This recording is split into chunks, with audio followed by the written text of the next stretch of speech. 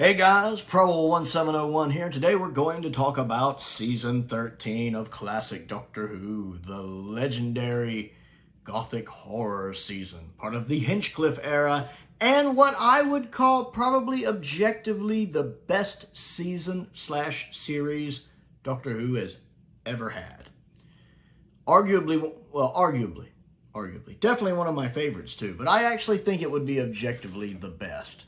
So many good stories. Tom Baker at the top of his game. Elizabeth Sladen there. My favorite TARDIS team. My favorite companion. And just so many good stories. I love the horror vibes of this season. And with the difference in stories too. None of the stories in Season 13 are bad. None of them. They're all bangers to one degree or another. The very least you can say about one is that it's really, really good. And so, from really, really good to just straight up masterpieces of essential Doctor Who, it's such a strong season. I like the horror vibe, the Gothic horror. And yes, it's pulling influences from other things like The Mummy and Frankenstein, but it's doing its own thing with them. It doesn't feel like just a retread of those stories. It very much feels like taking those core concepts and doing something different with them that makes for engaging, interesting stories. Having Robert Holmes as a script editor is a huge boon here because nobody writes dialogue like Robert Holmes writes dialogue, and we do know that he would rewrite stories when necessary. Pyramids of Mars is basically a page one rewrite from Robert Holmes, which we know. And I absolutely love the way these stories hit, and I love Tom's performance this season. I like the fact that all the stories are kind of horror themed, but at the same time, there's a large variety between them. That's really nice, and how they pull from different influences. Terror of the Zygons kind of has an Invasion of the Body Snatchers feel, but it's really well done. I like that Harry gets to kind of play dual roles here, also playing the Zygon disguised as Harry. That scene when he's up in the loft with the pitchfork is really well filmed. You can tell that's shot on film.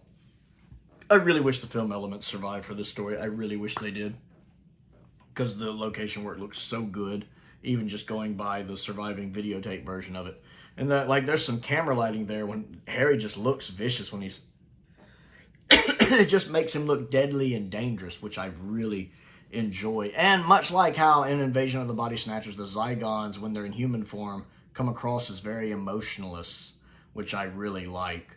The outfit Tom wears at the beginning is also pretty neat, although he only does wear it a little bit into the story. It's nice to have another unit story, basically, with the Brigadier back. I'm trying to remember if Benton's in Terror of the Zygons. I can't remember if Benton's in Terror of the Zygons right off. But it's nice to have Nicholas Courtney back for another adventure here with the Fourth Doctor. His final adventure that we would see for a really long while, actually, until Maldron Undead. So I guess his final adventure where he's still like a Brigadier in unit, unless you want to count Battlefield when he kind of comes out of retirement. But I enjoy the effects. The Zygons are a neat design. I really like their design. The interior of their ship is very impressive with its kind of organic look. It's very impressive. I even like the effect of the Loch Ness Monster and find it believable. I like the fact it blinks and everything. It's just a really well done story. Maybe a little overrated, but very good story. And then you have Planet of Evil, which is probably the most underrated story of the season, while still being very good. And I think most people would agree Planet of Evil is very good. Just, it's in Season 13, so it might not get the attention some of the other stories do. The jungle set. Oh, that jungle set. Like, seriously, this story deserves awards for that jungle set alone. I love that jungle set, which is also shot on film, I believe. It looks really good. And the fact that it kind of touches on Sarah Jane having kind of a higher ESP reading because she can kind of sense when the creature's near. There's a few episodes where you can tell Sarah, her ESP rating is kind of high for little things she notices. And you feel that here when the hairs on her hand kind of stand up when the creature's near. Now, the outfits that the ship crew wear in this story aren't overly impressive, I'll be honest.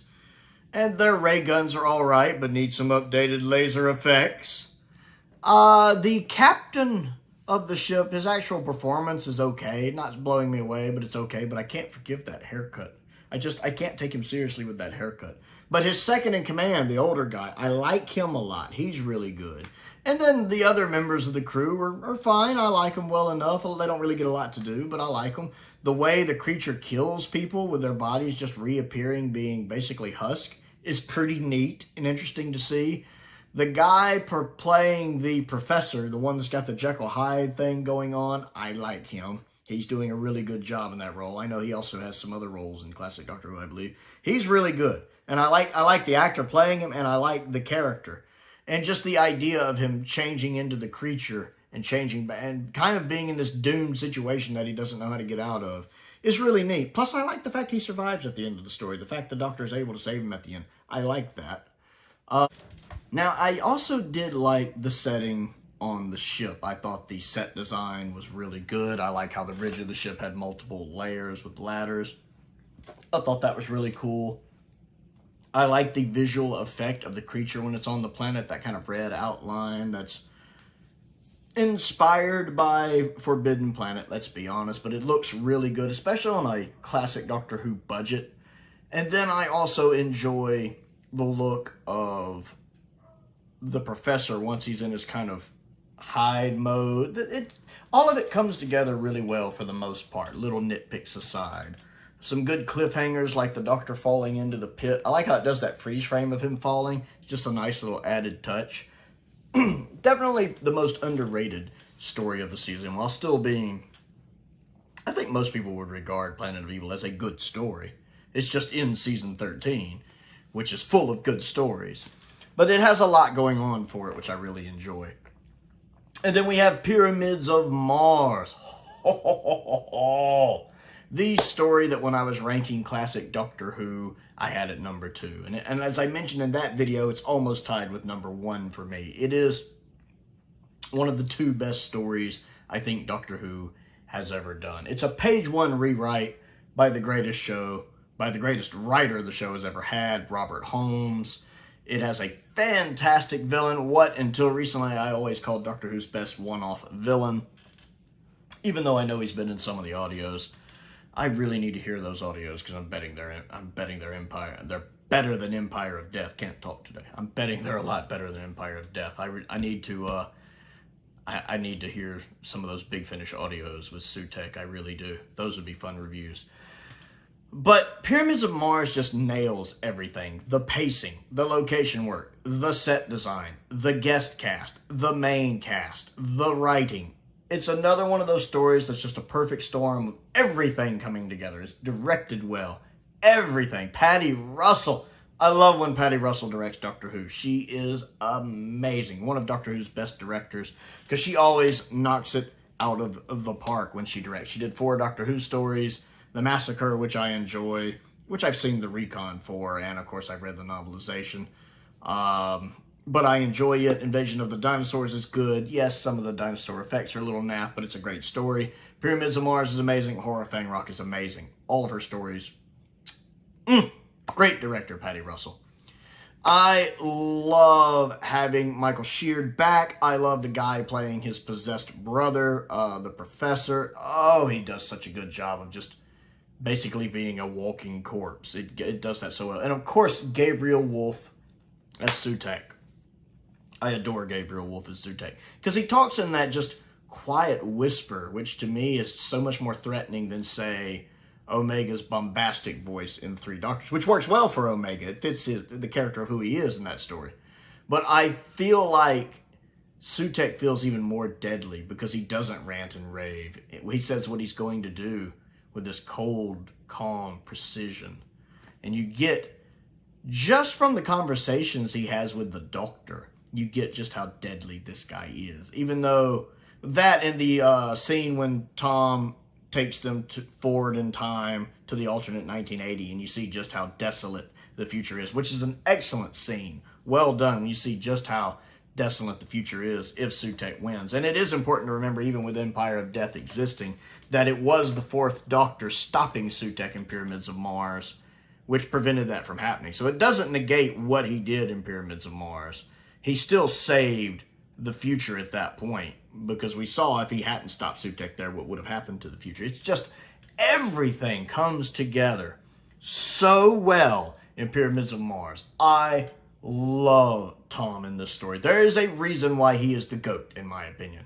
Objectively, subjectively, I love the Fourth Doctor. He is so good in this role. He is so good at balancing the comedic side of the Doctor with the serious side of the Doctor and knowing when to use each side. And then him and Sarah just have such good chemistry together. I love the way everything comes together in this story. And then we have the android invasion, which I would call the weakest of the season, but still not just good, but very good. It's a great story. It, again, kind of has that invasion of the body snatchers feel to it with the pods and everything. But instead of, pod people, you have robots. Now, the robots look a little naff sometime when the masks come off and you can tell they're dolls or mannequins. But it's classic Who, willing suspension of disbelief. We move on. And, of course, the actors are having to play dual roles, with Benton playing 2 characters, the Doctor playing 2 characters, Sarah playing two characters, and so on and so on. And they do a good job with that. I love, again, this whole season, I should just say I love Tom Baker's performance, because he's good. He's just always good.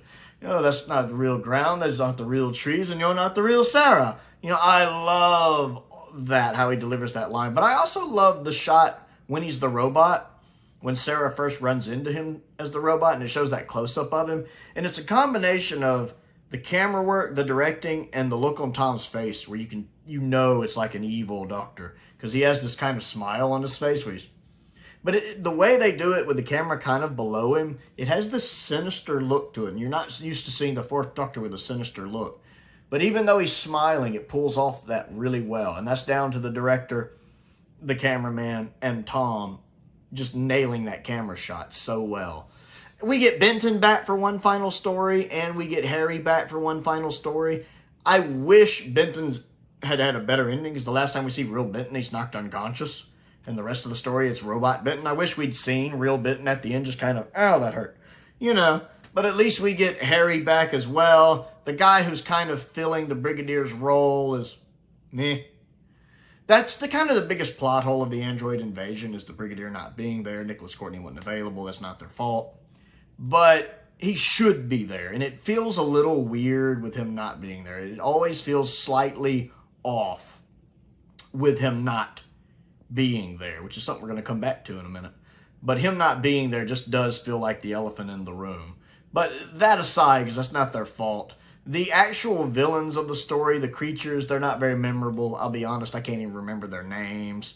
The actors playing them are fine, but the costumes don't do much for me. They're not bad, they're not very memorable. And then the creatures themselves and their motivations just aren't very memorable to me. They're very forgettable. The actor playing the guy with the eye patch, who I believe later comes back as the Castellan. Actually, I think he's also in one of the black and white serials too. My mind is forgetting. But I always like when he shows up in Doctor Who, because he's a good actor. He plays Doctor Who well. But his character, the whole bit with the eye patch seems kind of silly. Like him removing it and seeing his eye still there. That just seems like an odd caveat that he should even have to wear it. Because you'd think at some point, morbid curiosity would make him want to look. So that's just, the eye patch bit falls a bit flat for me. Although him and Tom have that wonderful scene together when he's in the Brigadier's office and he's holding the newspaper. And the guy has him at gunpoint and Tom turns around still holding the newspaper. I like how he's talking to him through the... I don't remember the conversation off the top of my head.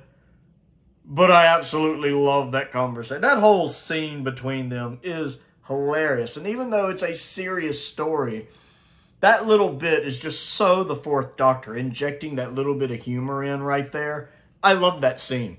I love that scene so much. It's just hilarious. And very much Tom Baker, very much the Fourth Doctor. So I do enjoy that.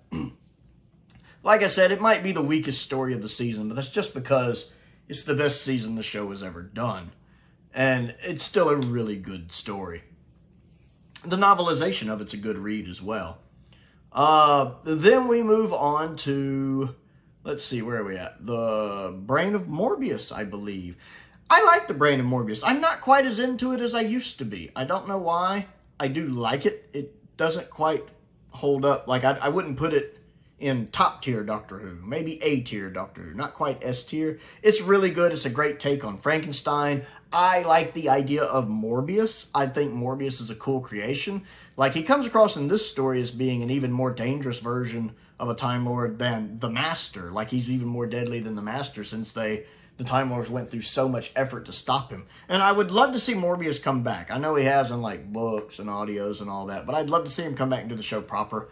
I love the kind of Frankenstein look of him.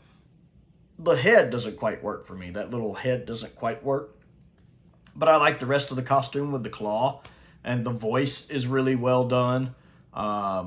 Sarah losing her sight's a little weird. I feel like Sarah's not utilized as well in this story as I would like, but she's fine. Tom is really good in this, of course. The Sisterhood of Khan is an interesting concept and how they relate to the Time Lords. I like the sets. I do enjoy the sets running around outside of Khan in the caves, in the Doctor's house, Solomon or whatever his name is.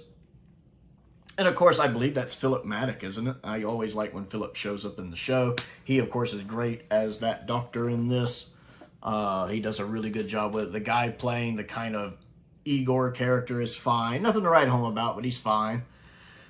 And then I enjoy the mental battle the Doctor and the kind of psychic battle him and Morbius have. That's a pretty cool battle. And I like the fact that you could almost argue Morbius wins. I mean, it's more of a tie, really. But, I mean, it actually knocks the Doctor out and he falls down. Morbius is just kind of stunned and not quite there. So there's an argument to be made that Morbius won that. And then Morbius falling down the hillside. That's a pretty cool death for him. It's a good story. It's probably my second least favorite of the season. I don't quite hold it in the esteem I used to, but it's still, again, really good. And that brings us to the season finale, The Amazing Seeds of Doom.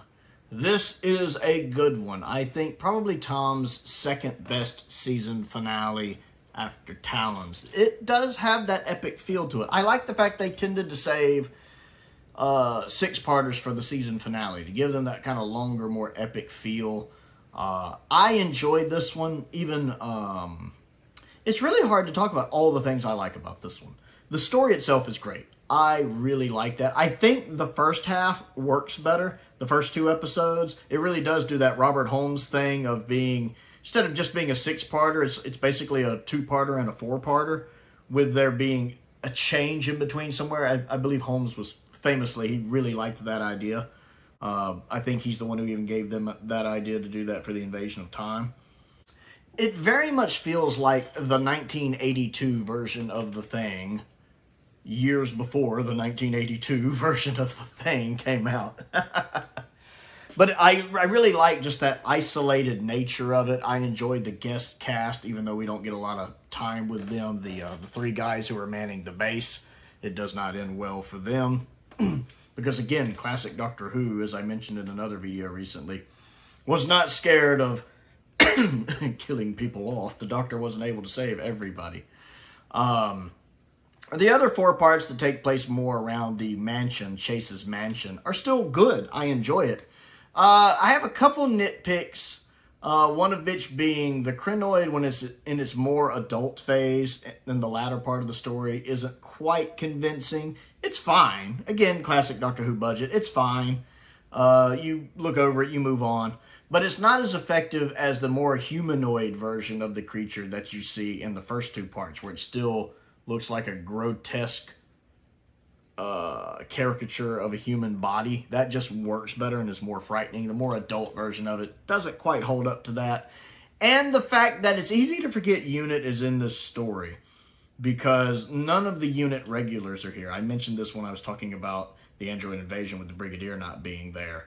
You also feel that loss here, because UNIT is technically in the story, but if you forgot UNIT was in the story, that would be very easy to be forgiven, because the Brigadier is not there, Benton is not there, none of our regular UNIT cast, Harry is not there, nobody we associate with UNIT is there. So it's very easy to forget UNIT is in this story.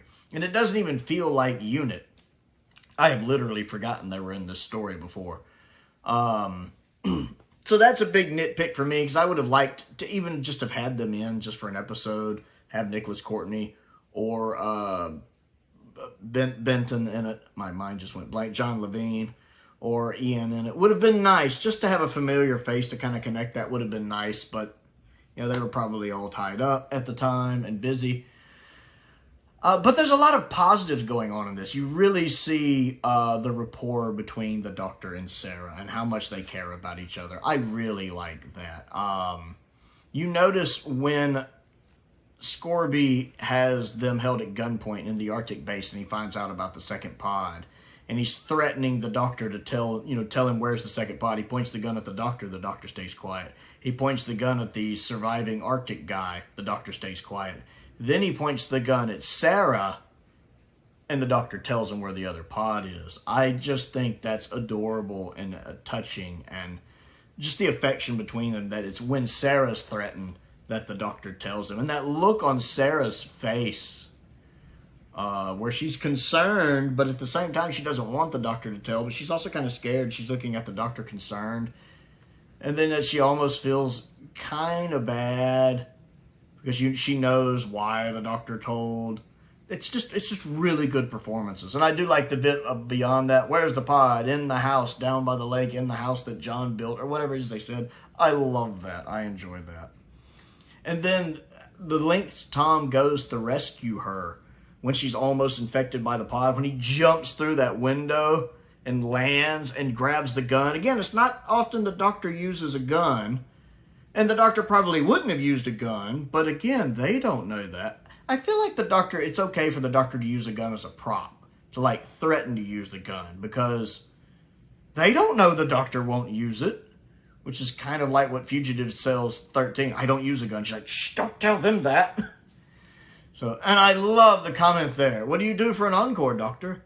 I win. I love that line.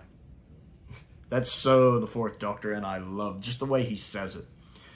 And I've said this the whole video, but Tom Baker's performance. There's a reason why Tom Baker's my favorite Doctor. I love his performance. When he's trying to get it through to the other teams that, Wilcott, or whatever Charles' last name is, that he's not Charles anymore. When he keeps telling them, there is no Charles! I like that, and it sounds like he's being uncaring, but it's because he understands what's at stake. Much like in Pyramids of Mars, it's not that the Fourth Doctor doesn't care. It's the fact that he realizes more so than anyone else just how great the danger is. And he doesn't have time to mourn. He's got to worry about saving more lives. Like the 12th Doctor says to Bill in Thin Ice, was like, well, how come, when she makes that comment about how come he doesn't react to people's deaths, or whatever it is she says, and he says, because then more people die. That holds very true with the Fourth Doctor, and they have a similar conversation in Pyramids of Mars, when right after they find Michael Sheard's character passed away, and he's having to explain to her that, I have the death of billions to worry about, the entire galaxy to worry about, if Sutekh gets free here. Because he understands the consequences. It's the same thing here. He knows what the crinoids are. He understands the consequences if they germinate, if they shoot their spores out, and that the Earth can be consumed. So he has to focus on stopping that. And I love that performance from Tom in this. It's just so good. I love the guy playing Scorby. I think his name is John. But the guy playing Scorby, he's great. I love Scorby in this. I mean, you shouldn't love Scorby in this, but you love to hate Scorby in this, if that makes it. Just hats off to him. I really, really like him. The guy playing, Kiefer or Keeler, whatever his name is, the kind of wimpy scientist guy, he's fine. He's not bad at all in this. He's good. The guy playing Chase is so good, too. He's a little over the top, but in a good way, in a fun, entertaining way. Like, it doesn't come across as like bad hammy or caricaturish or theatrical. It just comes across as being slightly unhinged over the top. It's perfect. It's that perfect level of slightly more. And I love that. I like Chase's. Just this, wacko who really likes his plants, even before the creature kind of makes him even more wacko. So I enjoy that. I like that. And I like that he gets his comeuppance in the little Shredder thing. It just feels like poetic justice. It's really good as a season finale. It's really, really good as a season finale. It's a strong, strong season finale. And just the season as a whole has such a feel to it. It's just epic. I feel like I'm watching the best of something. I'm watching a season that's firing on all cylinders with a great script editor, a great producer, great stars, great guest cast, great writers, great directors. Just that perfect storm of everything coming together just perfectly. I absolutely love what's going on in this season. I always feel like I'm watching Doctor Who royalty in a way. Like I'm watching some of the best Doctor Who has to offer. Season 13 is just such a strong season with no misfires. Everything's going like a well-oiled machine here. I love the tone of this season so much. It just has that nice gothic horror vibe to it. I love it. While each story still being able to have its own individual feel, I still love that it almost has, it doesn't have a seasonal art, but it has a seasonal tone. And I'm all there for it. I think there's a reason why so many of us want that Season 13 collection box set. Oh, we do. I am very excited about this season when we get it. I'm very excited about watching it. I own all of it on DVD. I still, of course, will be getting the box set when it comes out. If I was to rank them, let's rank them real quick. I would have, at the bottom, the Android Invasion. Then right above that, I would have, I'd say, The Brain of Morbius. Right above that, Terror of the Zygons. I do find it a little overrated while still being very good. Then I would probably have Planet of Evil, because I do love Planet of Evil. You guys know I find Planet of Evil to be the one really underrated story of the season. It's so good. It's so good. Then I would have The Seeds of Doom. And then I, of course, would have Pyramids of Mars at the top, because Pyramids of Mars is just one of the greatest Doctor Who stories of all time. It's top 10 Doctor Who. For me, it's top 5 Doctor Who, but it's just definitely, objectively, in my opinion, top 10 Doctor Who. With such a good resolution to Pyramids of Mars. This is the Doctor using his brain. He doesn't take a piece of rope and put it on a collar and drag him into the vortex, which is a sign of awful writing. No, he uses his brain and traps Sutekh. I love the fact that it's not that the Doctor is stronger than Sutekh. No. The story actually goes out of its way to tell you that Sutekh could crush the Doctor like an ant. He could crush the Time Lords like an ant if he wanted. And the Doctor knows that. It's just the fact that Sutekh's arrogance and hubris, he underestimates the Doctor, so he frees the Doctor of his control because he doesn't worry about him, the same way we don't worry about an ant. And then the Doctor manages to outsmart him with a little bit of luck at the last second because he remembers that 2-minute time differential. And then he's able to get there and hook that part of the TARDIS up and trap Sutekh in a clever trap. He uses his mind. Once again, the Doctor's greatest weapon is his brain, his mind, his intelligence, and his experience. And he uses that to make it one of the best endings Doctor Who has ever had.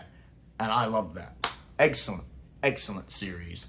It's the main actor at the top of his game with the best companion the show has ever had, with great guest cast.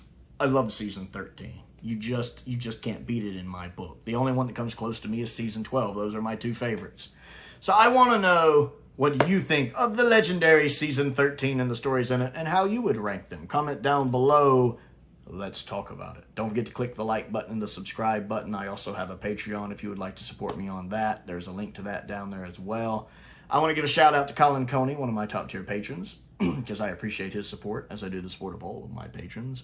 I also have a P.O. box. If there's anything you'd like to send me to look at and review, that's in the description as well, as is a link to my Amazon wish and a link to my Amazon UK wish list. Those are both down there as well.